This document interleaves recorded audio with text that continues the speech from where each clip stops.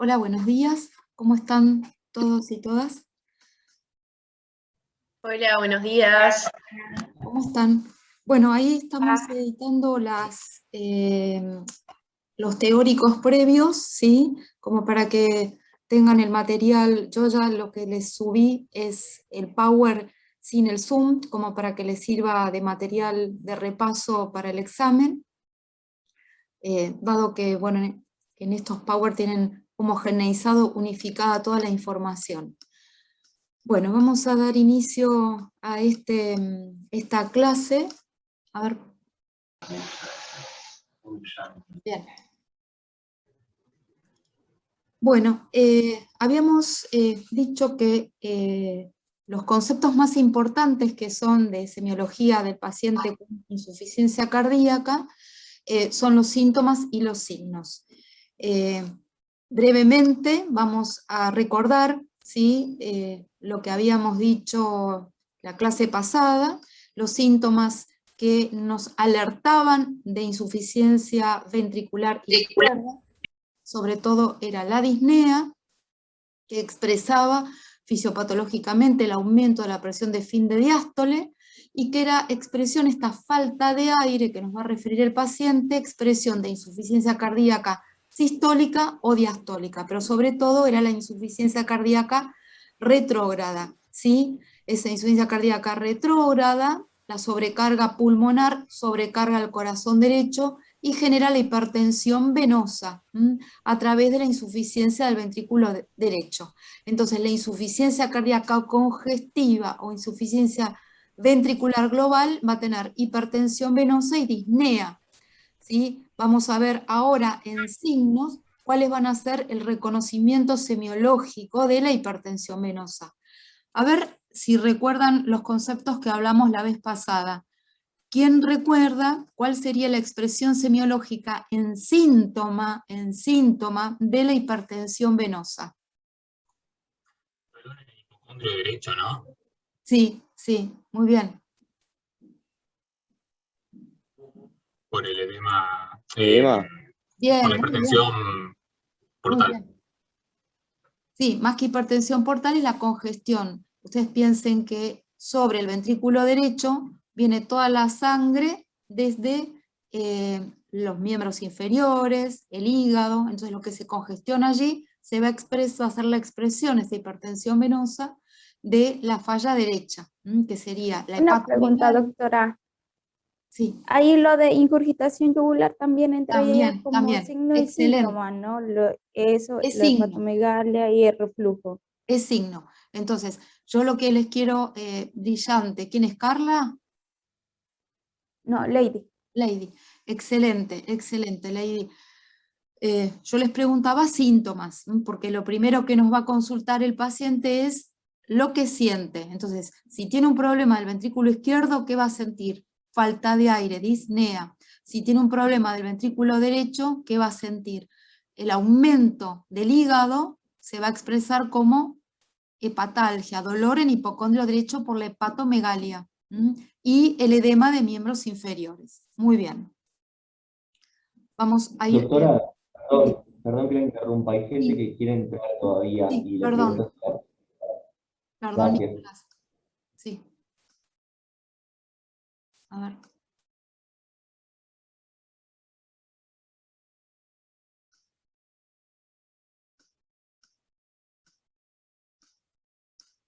Igual estaba aprovechando hasta que ingresaban todos, hacer como un breve repaso. Y les reitero que aquellos que les hayan quedado dudas, tienen mi mail para mandarme todas las dudas que tengan.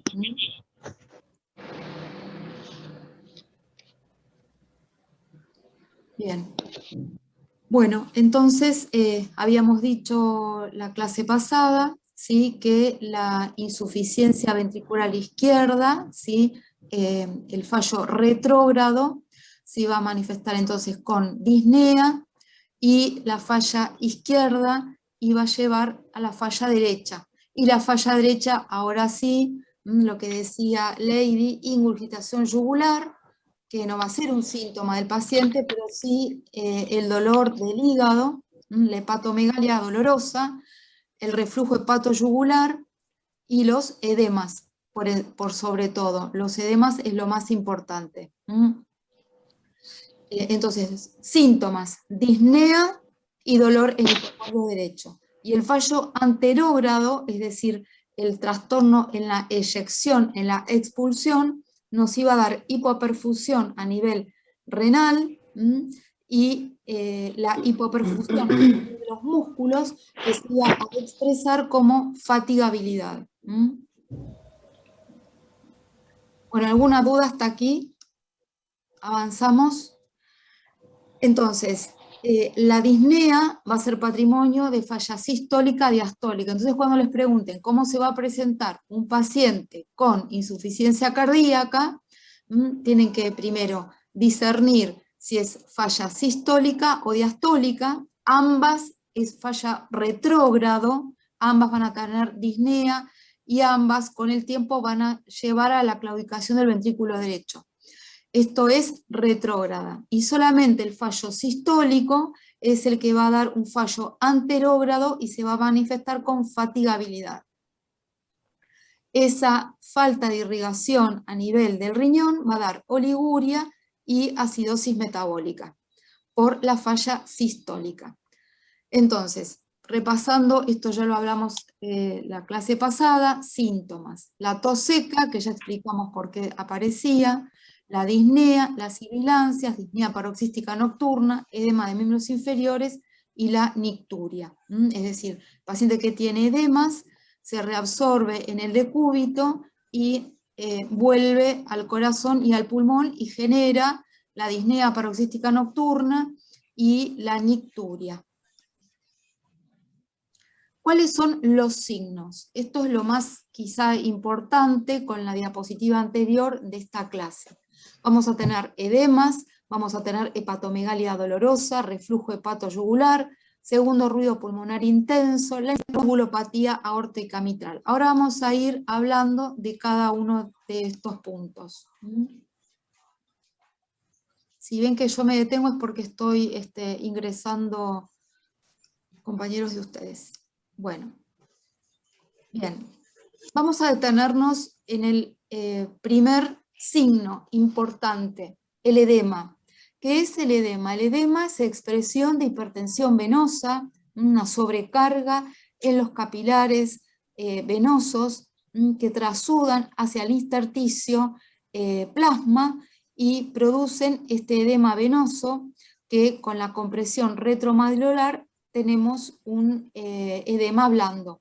Esto es equivalente al edema de pulmón. Esto mismo está pasando en el pulmón, pero esto es un fallo retrógrado del ventrículo derecho. Fíjense la disnea paroxística nocturna, el paciente se tiene que sentar por falta de aire. ¿Qué ven en la región cervical de este paciente? Ingurgitación. Ingurgitación yugular, muy bien. Este paciente sentado no debería tener esta ingurgitación, ya tendría que haber desagotado la yugular, la sangre en el ventrículo derecho. Bien, entonces, en la historia clínica vamos a tener dos tipos de síntomas, y ahora vamos a ir explicando bien en detalle cada uno de estos síntomas. Vamos a tener, por un lado, los síntomas vinculados al exceso de líquidos, es decir, al exceso de plasma, ¿sí? Que se congestionó a nivel cardíaco y se expresó por fallo retrógrado en el pulmón, en el ventrículo derecho, y por fallo anterógrado, ¿no es cierto? Hay falta de irrigación en los músculos y en el riñón. Entonces, por exceso de líquidos, por fallo retrógrado, vamos a tener disnea. Por hipertensión venosa del ventrículo derecho vamos a tener los edemas periféricos. Asimismo, en este sentido, por hipertensión venosa y sobrecarga del ventrículo derecho vamos a tener dolor en el hipocondrio derecho por congestión del hígado, y esto también va a generar distensión abdominal por la congestión del hígado. Y si hay fallo anterógrado, que también va a ir de la mano con el exceso de líquidos a nivel retrógrado, a nivel anterógrado va a haber una disminución de la irrigación renal y vamos a tener oliguria. Entonces, estos son los síntomas por los cuales me puede consultar un paciente con insuficiencia cardíaca. Por disnea, edemas, el paciente no me lo va a referir así, sino va a decir que se le hinchan las piernas, hinchazón de piernas, que aumentó de peso muy velozmente, que no le entran los anillos, que no se puede calzar, que el cinturón está cada vez más apretado. Puede tener dolor en el hipocondrio derecho, como si fuera una colecistitis, puede estar distendido, puede referir hinchazón abdominal por la jerga del paciente, que está orinando menos, o que está cansado. Eso es la fatiga o debilidad. Eso es expresión que hay un fallo en la expulsión, que la sangre que expulsa el ventrículo izquierdo no alcanza a satisfacer las demandas metabólicas de los músculos. Ahora bien, cuando la insuficiencia cardíaca es aguda, que se presenta en horas, en 24 horas, ¿sí? Eso es aguda.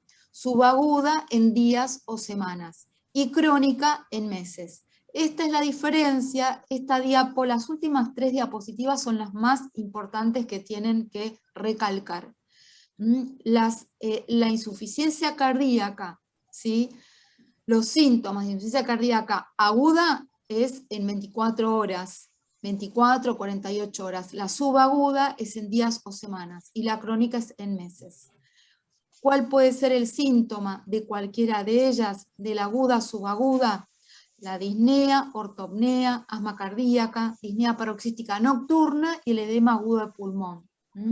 Ahora bien, la disnea crónica puede existir.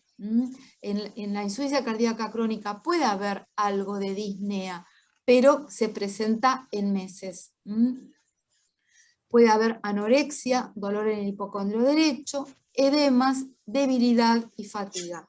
La pregunta de ustedes va a ser, ¿puede la insuficiencia cardíaca crónica tener disnea? Sí, puede tener disnea. Lo que pasa es que en tanto tiempo se va tratando con diuréticos y va a ir en disminución, pero puede tener una disnea crónica.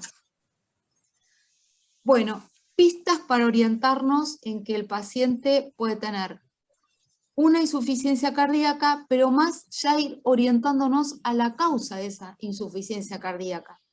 Si el paciente nos refiere antecedentes de Angor, es decir, toda la clínica que ustedes aprendieron en el síndrome coronario, eso nos va a orientar hacia una causa de insuficiencia cardíaca isquémica. Si el paciente ha tenido hace 2 semanas atrás un cuadro de diarrea o un cuadro de vías aéreas superiores, y vamos a pensar que el paciente tiene una miocarditis como causa de esa insuficiencia cardíaca. Si tiene una hipertensión arterial de larga data no tratada, y vamos a pensar en una insuficiencia cardíaca que puede ser diastólica o sistólica al tiempo de evolución, como causa la hipertensión arterial. Tenemos que interrogar sobre el consumo de drogas, sobre el consumo de alcohol, que son causas de miocarditis por tóxicos. Si el paciente está sobrecargado de volumen o el paciente tiene, por ejemplo, una amiloidosis que lo lleva a un síndrome nefrótico, puede tener una amiloidosis cardíaca, o antecedentes de fiebre reumática que lo lleva a una valvulopatía, quizá no la más frecuente. La valvulopatía más frecuente que van a ver en el paciente por encima de los 50 años de edad, que lleva a la insuficiencia cardíaca, es la esclerosis o degeneración aórtica. De allí, cuando el paciente les refiere, no, yo tengo antecedentes de soplo, de un soplo cardíaco, y bueno, ahí podemos tener la causa quizá de la insuficiencia cardíaca, una valvulopatía no tratada, o si tiene una valvulopatía, un soplo cardíaco y fiebre, quizá sobre ese soplo se agregó una endocarditis y es la causa de la insuficiencia cardíaca. O un tratamiento quimioterápico, ustedes saben que algunas quimioterapias son cardiotóxicas y generan miocardiopatía. Hay muchos medicamentos que pueden dar insuficiencia cardíaca, por eso el interrogatorio es muy importante. Y cuando un paciente tiene una insuficiencia cardíaca también en el proceso crónico se puede reagudizar por sobreexpansión o transfusiones. Cuando nosotros tenemos un paciente que tiene problemas de expulsión, fallo sistólica, no se irrigan los músculos, entonces los siente como pesados. Esa es la debilidad o fatigabilidad. A veces el paciente tiene mala irrigación a nivel cerebral, entonces puede tener mareos, algún disconfort cerebral, cefaleas, y también puede tener una suerte de depresión. Entonces es muy importante ver ese concepto global de la irrigación a nivel tisular.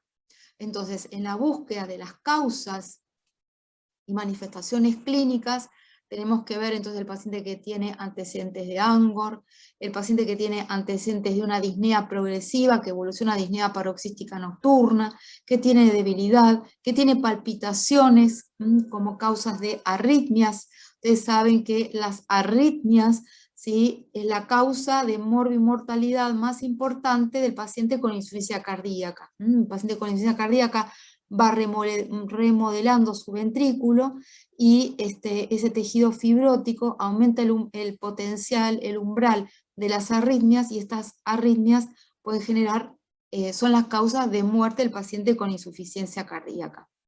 Entonces, ¿cuáles van a ser los signos que voy a buscar en el paciente de disminución del volumen minuto?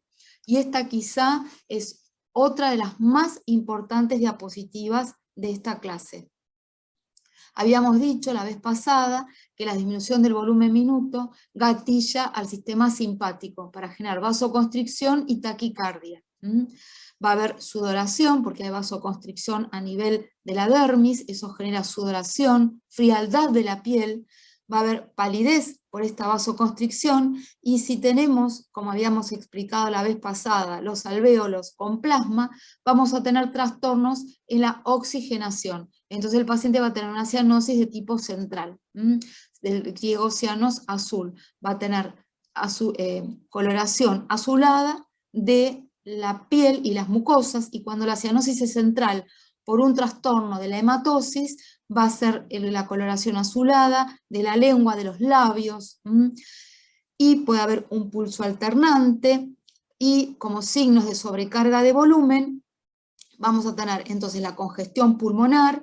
¿Alguno se acuerda cómo se expresaba semiológicamente, que lo dijimos en la clase pasada, cuando el paciente tiene congestión pulmonar y colocamos la membrana del estetoscopio en las playas pulmonares? ¿Cómo se auscultaba eso? Los estertores crepitantes. Muy bien, muy bien, muy bien. Crepitantes. Edemas periféricos, la ingurgitación yugular y el derrame pleural. Así como tenemos edemas periféricos, hay edema generalizado, eso se llama anasarca. Y ese edema generalizado, cuando está a nivel de las serosas, se llama derrame pleural en la capita que cubre a la pleura, al pulmón, perdón, que es la pleura. Normalmente tiene 50 mililitros, pero cuando trasuda el capilar, el plasma de esos vasos que irrigan y drenan la pleura, ¿sí? Va a generar un trasudado, un derrame pleural trasudado. Lo mismo pasa en el peritoneo, por eso a veces no solamente puede haber distensión abdominal por hepatomegalia, sino también por ascitis. Todo esto es lo que configura el paciente con anasarca. Entonces, esto traten de repasarlo bien, no solamente para el parcial, que es importante, sino también para lo que configura el reconocimiento de la forma de presentación semiológica del paciente con insuficiencia cardíaca. Cuando yo estoy analizando un signo y un síntoma, tengo que saber por qué se produce, de dónde viene. Cuando el paciente está taquicárdico y tiene una taquicardia sinusal y tiene más de 50 años, lo primero que voy a tener que ver, además de ver que no esté con fiebre, que no esté anémico, que no tenga una insuficiencia cardíaca, ¿sí? Entonces, expresión de esa caída del volumen sistólico va a ser la descarga simpática, y el paciente va a estar frío, pálido, por la vasoconstricción periférica. El pulso, además de estar taquicárdico, el pulso de la sinusitis cardíaca se llama pulso alternante. ¿Por qué es alternante? Porque la amplitud de una onda es seguida por la próxima onda de una disminución de la amplitud. Esto no confundan la alternancia mecánica, que es este pulso alternante, con la alternancia eléctrica, que la van a ver en el paciente con derrame pericárdico, que eso lo tienen que ver con sus ayudantes en los prácticos, y el que no lo vea en los prácticos me dicen y lo vemos por audio, y si no, los que tengan interés en analizar un poquito el pericardio, que no lo entiendan del libro, me dicen y lo vemos el viernes. De todas maneras, el viernes uno de los casos clínicos tiene compromiso pericárdico, y ahí podemos aprovechar a conversar un poquito de el pulso, la alternancia eléctrica del derrame pericárdico versus la alternancia mecánica del paciente con insuficiencia cardíaca. Sobrecarga de volumen, entonces congestión pulmonar, los felicito. Los crepitantes. Usted sabe que los crepitantes, con el tercer tono, que a continuación vamos a explicar, son las dos instancias semiológicas de signos que me permiten discernir que cuando una persona me consulta por disnea, yo digo, este paciente tiene insuficiencia cardíaca en un 90% como diagnóstico de certeza. Me queda, como diagnóstico presuntivo. Me queda la certeza buscar en el ecocardiograma la falla del ventrículo izquierdo. Esta diapositiva la entendieron. Los que no entiendan pregunten, porque es muy, muy importante. ¿Cuáles son los signos de agrandamiento del ventrículo izquierdo? Yo trato de unírselos porque en los libros está todo disperso y cuando lo tienen que integrar no se entiende. El signo de agrandamiento del ventrículo izquierdo es el choque de punta. Seguramente sus ayudantes les habrán explicado en el práctico que el choque de punta se palpaba patológicamente, ¿sí?, en la línea hemiclavicular, quinto espacio intercostal, en un área de 2 centímetros cuadrados. Colocamos el espejo del dedo índice y el dedo medio y buscamos este choque de punta. Normalmente el choque de punta no se debe perder. Ustedes que son jóvenes, probablemente... Ay, doctora, qué pena, no se le está escuchando bien porque alguien tiene encendido el micrófono. Bien. Chicas, ¿será que pueden el micrófono, por favor? Bien. Vamos de vuelta. Explicamos de vuelta. El agrandamiento del ventrículo izquierdo es expresión de fallo sistólico. ¿Por qué se agrandó el ventrículo izquierdo? Esto se llama, en la jerga fisiopatológico, remodelado del ventrículo izquierdo. ¿Qué significa? Supongamos que el paciente tuvo un infarto agudo de miocardio muy extenso, es decir, con mucha amenaza isquémica. Esa amenaza, en el tiempo que se necrosó porque no se pudo revascularizar, se va reemplazando por tejido fibrótico. Entonces el ventrículo izquierdo se agrandó. O que un paciente con hipertensión arterial estaba hipertrofiado, no recibe el tratamiento adecuado y se terminó dilatando.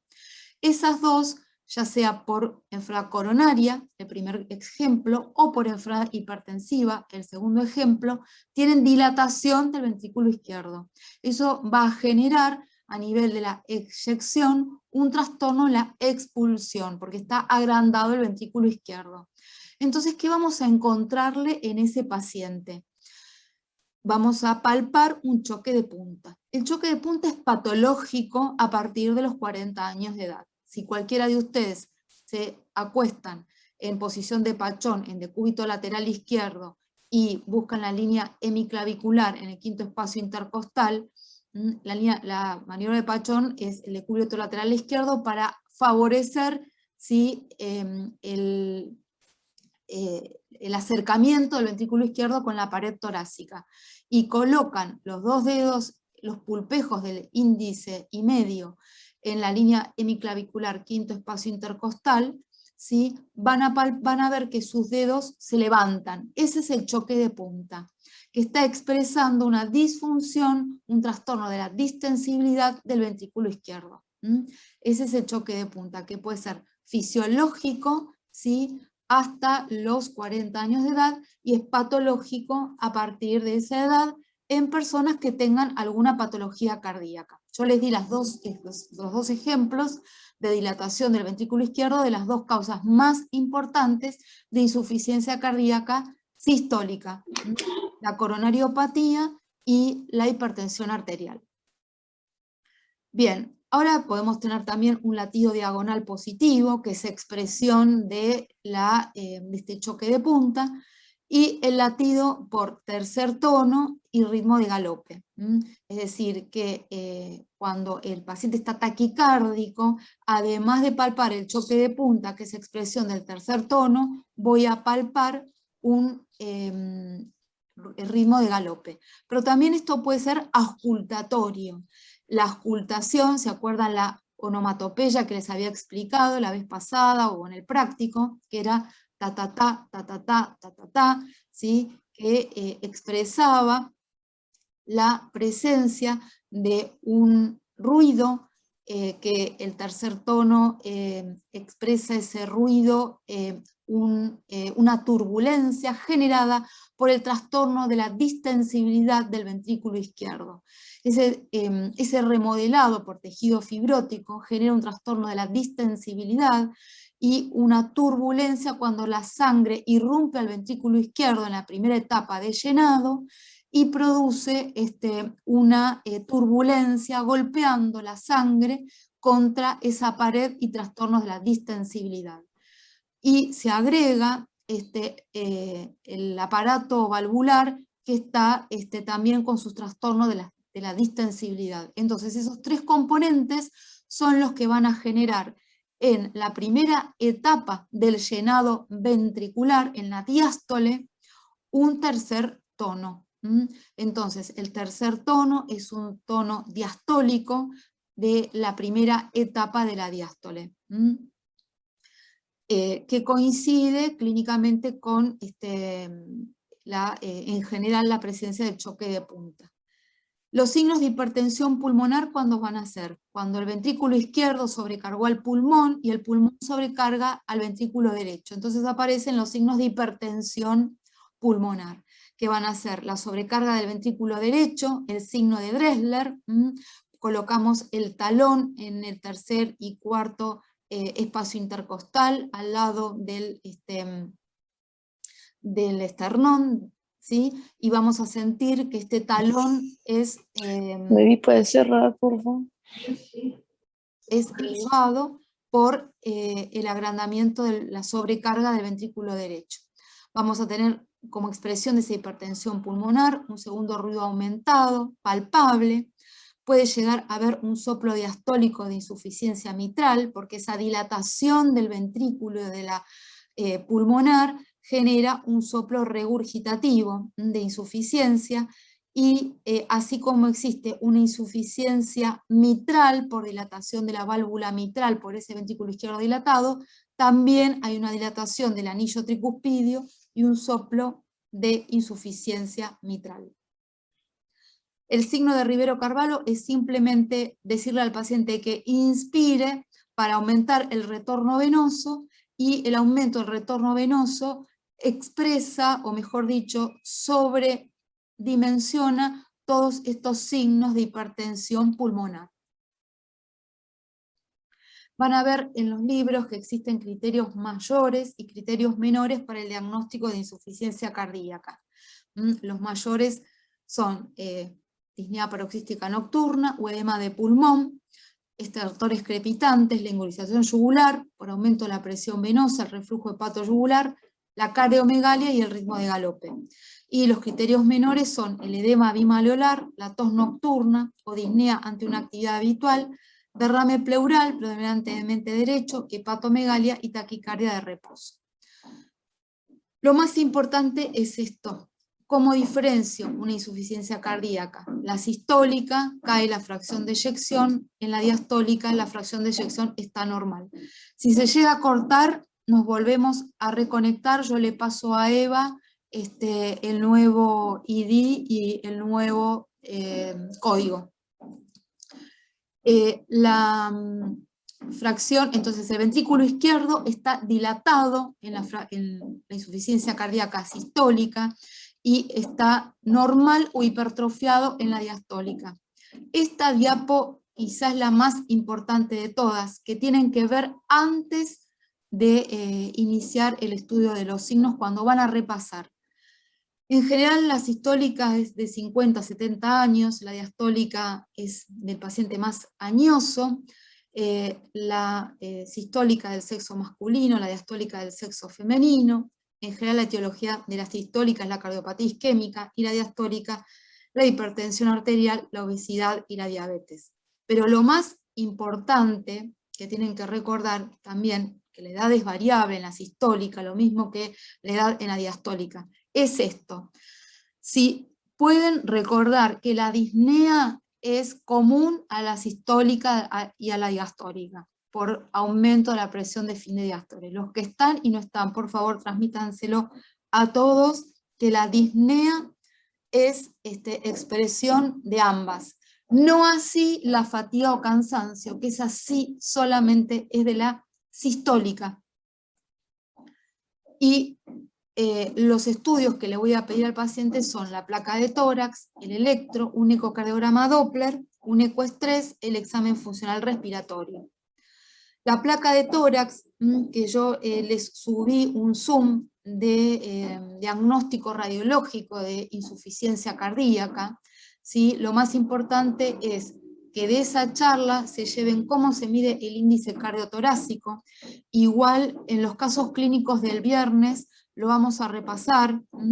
Índice cardíaco torácico mayor, índice cardiotorácico mayor al 50%, la reducción de flujo, las líneas B de Kerle, el derrame pleural y signos indirectos de valvulopatía. Fíjense, acá es más que obvio, no hace falta ninguna regla para aprender a determinar que el corazón está agrandado, ocupa todo el tórax. En general, este paciente obvio que tiene una insuficiencia cardíaca. Este también es obvio que tiene una insuficiencia cardíaca, porque tiene un índice cardiotorácico donde obviamente es mucho mayor el diámetro del corazón, si bien no es más grande que el tórax, pero debería entrar 2,5 veces en el tórax el corazón, y acá apenas entra una vez. A veces la aurícula izquierda, cuando se agranda mucho, puede repercutir en la expresión semiológica a nivel dorsal. Este es un paciente que tiene agrandamiento de la aurícula izquierda. En el corazón, en el electrocardiograma, tenemos que objetivar que el paciente pueda tener alguna arritmia de alta frecuencia ventricular, bloqueos, bloqueo de rama izquierda, bloqueo anterior izquierdo, trastornos del STTT, hipertrofia ventricular, o bajo voltaje, que lo podemos ver en el derrame pericárdico, en el hipotiroidismo, la miocardiopatía dilatada y la amiloidosis. Bueno, en síntesis, el electrocardiograma es una herramienta complementaria, complementa al examen físico y al interrogatorio para confirmar mi sospecha diagnóstica. Supongamos que yo tengo un paciente que lo estoy viendo en la sala, que tenía un choque de punta, y cuando lo voy a revisar, al otro día el choque de punta desapareció. Y tienen una ingurgitación yugular que no desaparece con la inspiración. Y le hago un electrocardiograma y tiene complejos de bajo voltaje. ¿Qué tiene ese paciente? Probablemente un derrame pericárdico, porque desapareció ese choque de punta que yo venía palpando, y esos complejos normales, que son de 25 milímetros en el caso del URS, son de 10 milímetros en el caso de un derrame pericárdico, y son todos generalizados. Les doy un ejemplo de la importancia que tiene un electrocardiograma para hacer un diagnóstico. Voy a tener, por ejemplo, si tiene un taponamiento cardíaco, que es la amenaza de shock en cuanto a un derrame pericárdico, va a tener una alternancia eléctrica, a diferencia de la alternancia mecánica del pulso de la insuficiencia ventricular izquierda. La alternancia eléctrica, ¿sí?, es patognomónica de una amenaza de taponamiento cardíaco en el electrocardiograma. Bien, vamos a ir a las conclusiones,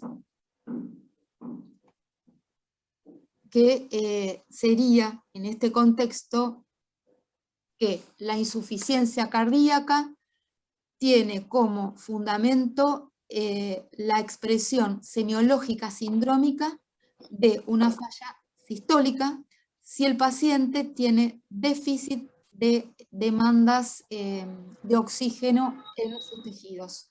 Esto se va a expresar a nivel anterógrado, ¿sí?, como fatigabilidad, como oliguria. Si tiene un fallo retrógrado, el paciente, en contexto de fallo sistólica, el paciente va a tener disnea. Esa insuficiencia cardíaca retrógrada va a llevar a una hipertensión venosa, el paciente va a tener ingurgitación yugular, va a tener hepatomegalia, va a tener edemas, y un poquito más allá, anasarca, que es la presencia ya de derrame pleural y de ascitis. Cuando el paciente tiene un fallo diastólico, solamente tiene trastornos en el llenado, entonces solamente va a tener el fallo retrógrado y va a tener disnea y puede llegar a tener la hipertensión venosa. Cuando buscamos síntomas, ¿sí?, de fallo retrógrado, ¿cuáles van a ser? La disnea, la hepatalgia y el aumento del diámetro de los miembros inferiores. El paciente va a referir hinchazón, puede referir oliguria, puede referir que se levanta de noche para orinar, o puede referir que se despierta a la noche porque le falta el aire. Cuando esto se presenta en horas, entre 24 y 48 horas, es insuficiencia cardíaca aguda. Cuando se presenta en semanas, en días y semanas es subaguda, y cuando se presenta en meses es crónica. Doctora, creo que se va a cortar, ¿nos vamos a volver a conectar? Perdón, que le interrumpo. No, ya nos conectaríamos el viernes. Ok, bueno. Como ya estamos con las conclusiones y veo como que se han conectado poquitos, nos conectaríamos el viernes. Bien, entonces, la insuficiencia cardíaca, estábamos en insuficiencia cardíaca retrógrada, insuficiencia cardíaca anterior ya dijimos la sistólica y la diastólica, entonces recién mencionábamos que era un trastorno en el llenado, y vamos a tener disnea e hipertensión venosa. Los signos más importantes en la auscultación son los crepitantes, que van a estar presentes en la falla sistólica y en la diastólica. Y los signos auscultatorios cardíacos de falla sistólica son el tercer tono, con la taquicardia, y el tercer tono, que es el galope, y la presencia de un cuarto tono va a estar en la falla diastólica. La diferencia entre el tercer y cuarto tono son las siguientes. El cuarto tono se produce, también es de llenado, pero es en la etapa final del llenado, es diastólico, y es por la contracción auricular, y la expresión la onomatopeya es trac, tac, trac.